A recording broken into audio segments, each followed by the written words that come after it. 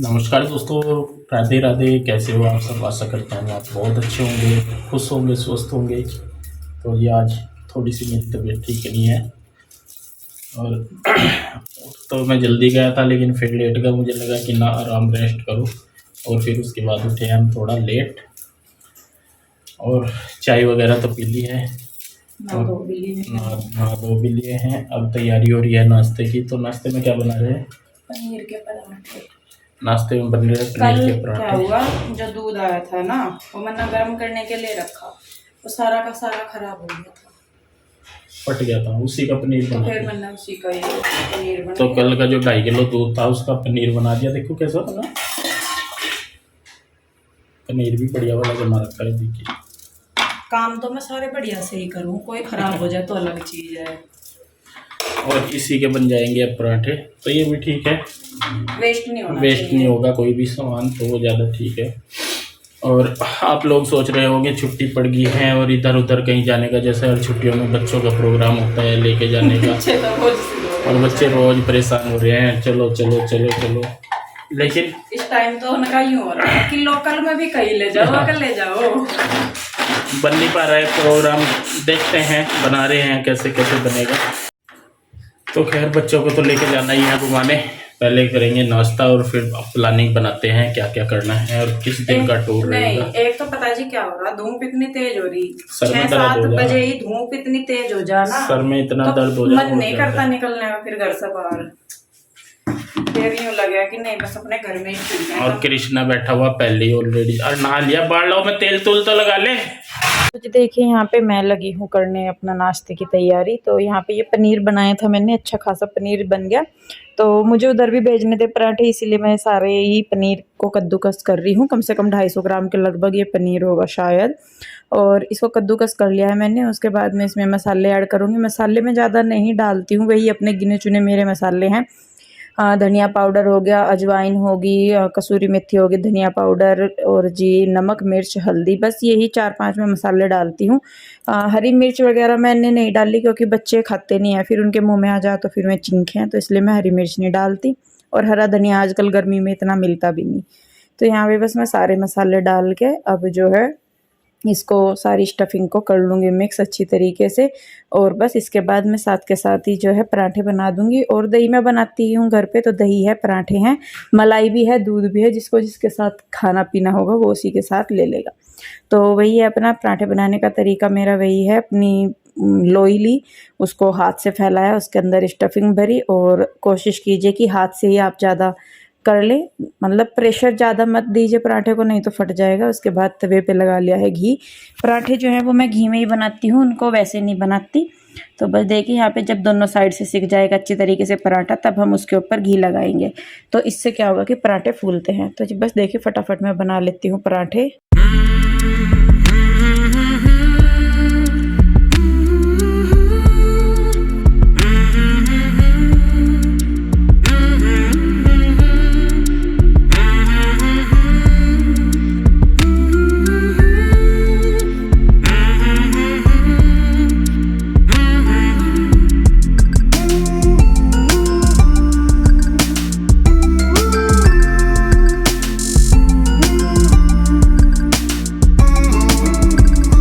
तो जी देखिए, पराठे बना के मैं साथ के साथ दे भी रही हूँ, क्योंकि पराठे वगैरह जो हैं वो गर्म ही अच्छे लगते हैं।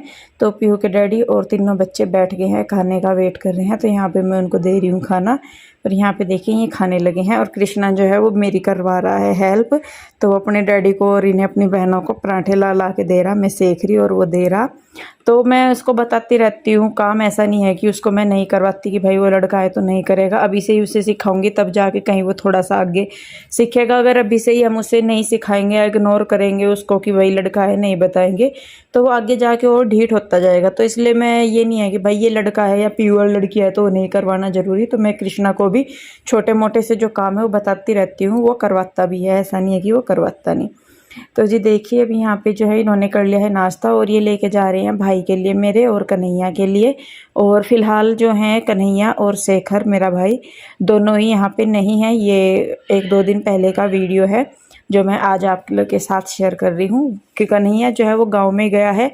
मतलब कल ही गए हैं, जो फ्राइडे है, फ्राइडे को गए हैं, और ये जो वीडियो है ये थर्सडे का है।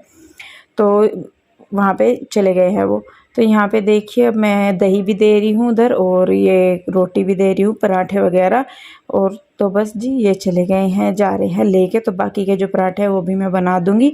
तो 2-4 पराठे मैं फालतू ही बनाती हूँ, क्योंकि बच्चे भूख लगती रहती है। और बड़ों का तो ये है कि पराठे खा के बस फिर तो पानी ही पिए जाओ, सारा दिन गर्मी है, दोपहर को इतना नहीं खाया जाता खाना। तो देखिए बस यहाँ पे मैंने इनको दिए हैं प्रेस के कपड़े। तो पीहू जा रही है अपने डैडी के साथ ही गठड़ी सी पकड़ के कपड़ों की, और कृष्णा भी जा रहा है उनके साथ। रूही नहीं गई, रूही रुक गई है मेरे पास ही। तो जी बस अब जो है मैं भी नाश्ता करूँगी अपना, मैंने ही नहीं किया था। उसके बाद यहाँ पे मैं लगी हूँ किचन में अपनी साफ़ सफाई करने के लिए, स्लेब वगैरह साफ़ करूँगी और दही जमाऊँगी थोड़ी सी, क्योंकि शाम को भी बच्चे खा लेते हैं या कुछ भी। तो मैं दही थोड़ी सी ज़्यादा जमाती हूँ, जिससे कि वो 2 या 3 टाइम चल जाती है। फ्रिज में रखते हैं तो ज़्यादा ख़राब नहीं होती, फिर मतलब खट्टी नहीं होती दही। तो देखिए यहाँ पे 1-1.5 किलो दूध की मैं दही जो है वो जमा देती हूँ, और उसी में से 2.5 किलो दूध हम लेते हैं, सुबह ही बच्चे ले लेते हैं। तो मतलब खर्चा पानी करके निकल जाता है, और बहुत ही हिसाब से चलना पड़ता है। देखिए खुद के घर की जो चीज़ें होती हैं, दूध दही लस्सी, उनमें तो फ़र्क नहीं पड़ता, लेकिन जो मोल की चीज़ें खाई जाती हैं उनका तो पता ही नहीं लगता कि कैसे वो ख़त्म होगी कैसे नहीं। 2.5 किलो दूध लेते हैं अगर, तो उसका भी यूँ नहीं पता लगता पूरे दिन में कि कहाँ चला गया। लेकिन घर का है तो जैसे कहते भी हैं कि घर की चीज़ में बरकत होती है, मोल की चीज़ में इतनी बरकत नहीं होती। पर जी क्या करें, आज एक दोहाई से ज़्यादा, मतलब एक ये समझ लीजिए कि आधे से ज़्यादा दुनिया जो है वो बेचारी मोल का ही खा रही है। जो गांव में लोग हैं उनके मज़े हैं, वो घर की सारी चीज़ें होते हैं, लेकिन जो लोग शहरों में रहते हैं उन सबको सारी चीज़ें खरीद के ही खानी पड़ती हैं।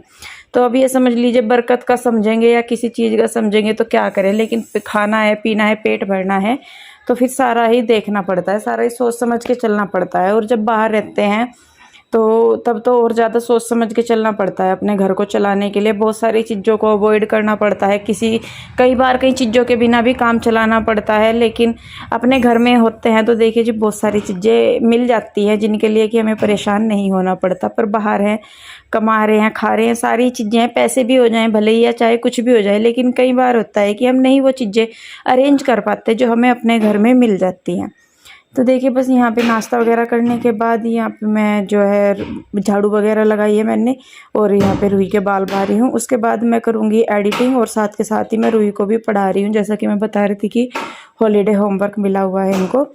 तो बस यहाँ पे पहले मैंने एडिटिंग की, उसके बाद फिर पीयू और कृष्णा भी उधर से आ गया था, तो फिर हमने रेस्ट किया, क्योंकि अब दोपहर में तो काम नहीं होता कुछ भी। अगर मैं बताऊँ तो गर्मी इतनी लगने लगती है दोपहर होते होते।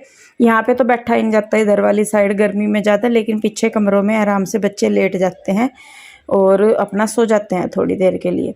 तो जी बस एडिटिंग वगैरह करके मैं बच्चों को लेके लेटूंगी। उसके बाद शाम को मुझे करनी है सिलाई अपने सूट की, और दोपहर के खाने का वही है कि मैंने पराठे सुबह ही 3-4 फालतू बना के रख दिए थे, बच्चों को भूख लगी थी तो मैंने वो दोबारा सेक के दे देती हूँ। मैं उनको ऐसे नहीं कि ठंडे ही दे देती हूँ, सेक के दे देती हूँ तो वो खा लेते हैं। तो उसके बाद यहाँ पे शाम का टाइम है, और यहाँ पे मैं बच्चों के लिए बना रही हूँ रूह-अफ़ज़ा।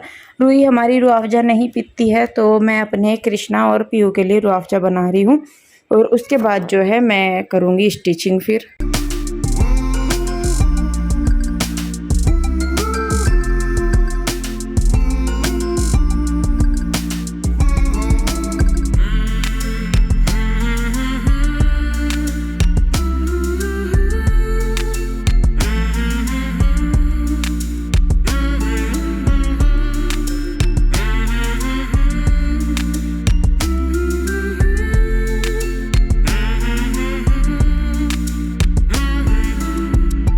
तो जी देखिए रूह-अफ़ज़ा वगैरह पी के यहाँ पे पीहू रूही की चल रही है डांस क्लास, और जो पीहू है वो रूही को डांस सिखा रही है।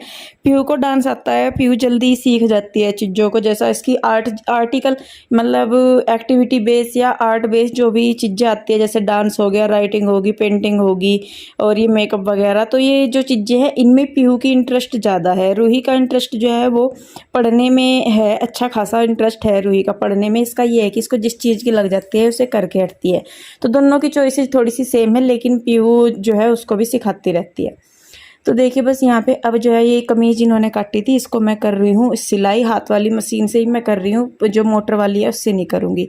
तो यहाँ पे सबसे पहले जो बैक नेक है उसको मैं तैयार कर रही हूँ। यहाँ पे मैंने ली है ओरेब की पट्टी। ओरेब की पट्टी होती है जिसको कि हम तिरछा काटते हैं। एक पट्टी होती है जो हम बिल्कुल सीधी काट देते हैं, कपड़े को सीधा रख के काट देते हैं, लेकिन एक होती है जिसको कि हम कपड़े में सीधा ना काट के तिरछा काटते हैं, जिससे कि जब हम उसको गोलाई में लगाए तो वो खींचे ना पट्टी। तो ये ओरेब की पट्टी होती है। और यहाँ इसको मैं अंदर की साइड, ऊपर की साइड मतलब सीधी साइड मैंने पट्टी लगाई है ऊपर, लेकिन मुझे इसको अंदर फोल्ड करना है। पर उससे पहले जो है मैं कंधे जोड़ लूँगी, क्योंकि फिर जब वो मैं गले वाली पट्टी फोल्ड करूँगी तो कंधे का जोड़ उस पट्टी के नीचे आ जाएगा।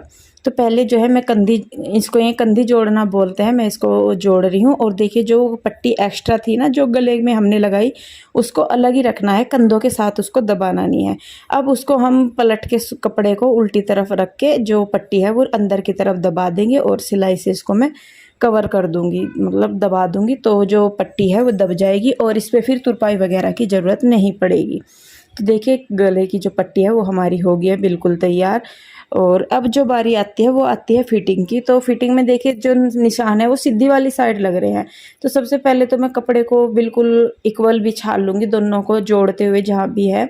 तो उसके बाद हमें क्या करना है कि हम नाप में कंफ्यूज हो जाते हैं कि कहाँ हमें नाप लेना था, कैसे करना था, कितने उससे। तो इन्होंने मुझे बताया कि सबसे पहले तो जो पूरा हमारा फैब्रिक है उसका हमें सेंटर बनाना बहुत ज़रूरी है पूरे ही कपड़े का। चाहे हम किधर भी कुछ भी कर रहे हैं कपड़े का, तो सबसे पहले हमें ज़रूरी है फैब्रिक का सेंटर बनाना।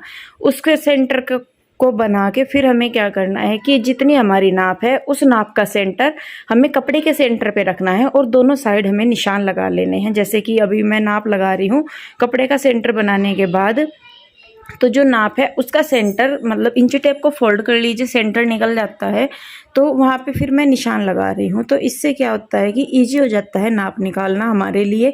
जो जिनको सिलाई नहीं आती उनको नाप निकालना आसान होता है, जिनको आती है वो तो आराम से कर ही लेते हैं। तो देखिए अब यहाँ पे निशान मैंने लगा लिए हैं दोनों साइड फिटिंग वाले, और अब मैं इसको कर दूँगी पक्का करके, फिर मैं इसको लगाऊंगी सिलाई। तो पहली जो सिलाई मैं लगाऊंगी वो पूरी ना जहाँ मैंने निशान लगाया है उसके ऊपर ही लगाऊंगी, और इसी के साथ में एक सिलाई और लगाऊंगी लूजिंग के लिए, एक पैर का मार्जिन छोड़ते हुए जो हमने सिलाई लगाई है उससे बाहर की तरफ। ये लोग जो है सिलाई लगाते हैं वो इसलिए लगाते हैं कि बाय चांस अगर थोड़ा बहुत सूट टाइट हो जाता है तो वो अंदर वाली सिलाई खोल देते हैं, तो बाहर वाली जो सिलाई है वो फिटिंग की सिलाई रह जाती है। तो देखिए यहाँ पे मैंने दोनों साइडों में सिलाई लगा दी है, एक्स्ट्रा जो कपड़ा है साइडों में वो काट दिया है, और जो मतलब ये जो कट से लगाते हैं ये लगा देंगे। इससे क्या होता है कि जो चीज़ गोलाई में होती है वो खिंचती रहती है, लेकिन कट लगाने के बाद सूट जो है वो कपड़ा है वो जो शेप में आ जाता है। जी फिटिंग की सिलाई मैंने लगा दी है। अब बारी आती है हमारी नीचे पल्लों की। तो सेम पल्लों का भी करेंगे। पहले पूरे फैब्रिक की मैंने नाप ले ली है, 22 इंच के मेरे पल्ले हैं। तो उसके बाद 11 इंच का सेंटर बनाते हुए दोनों साइड में आधा आधा निशान लगा लूँगी, और यहीं पे बस मैं इनको फोल्ड कर दूँगी। आप चाहें तो प्रेस से इनको फोल्ड कर लीजिए, तो दबाने में आसानी होती है। तो इस तरीके से मैं इसको फोल्ड कर लूँगी निशान लगाते हुए जितना करना है, और उसके बाद बस फिर हमें इसको सिलाई करनी है। तो ये जल्दी हो जाता है, कॉटन है इसलिए जल्दी मुड़गी, लेकिन अगर दूसरे फैब्रिक होते हैं तो वो इतनी आसानी से नहीं मुड़ते।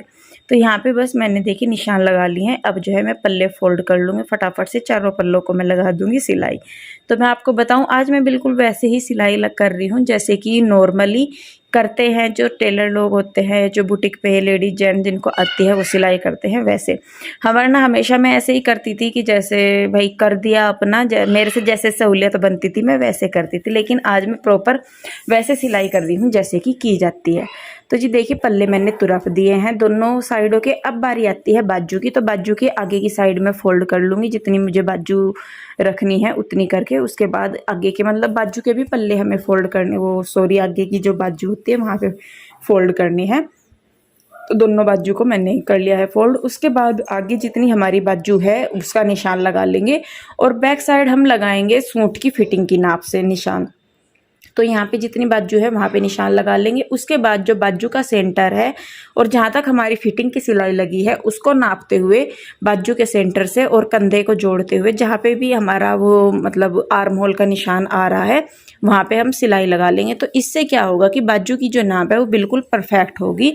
जो साइडों में कोने हम जोड़ते हैं ना यहाँ पे कंधी, तो इस तरीके से तो कंधी से जोड़ते हुए हम निशान लगा लेंगे। तो देखिए दोनों बाजू मैंने तैयार कर दी हैं और गले में से निकालते हुए ये बाजू को जोड़ते हैं। या तो आप ऐसा कीजिए कि इनको इस तरीके से रख के ऊपर की साइड रख के जो वो आती है ना आलपिन सी, उनसे से कर लीजिए, नहीं तो आप इस तरीके से जैसे मैं कर रही हूँ गले में से निकाल के बाजू को तब कर लीजिए। और जब हम बाजू जोड़ते हैं तो बाजू और कपड़ा हमारा जो मेन सूट है वो दोनों सीधे होते हैं, लेकिन सिलाई अंदर की साइड डाल के लगाते हैं इसको।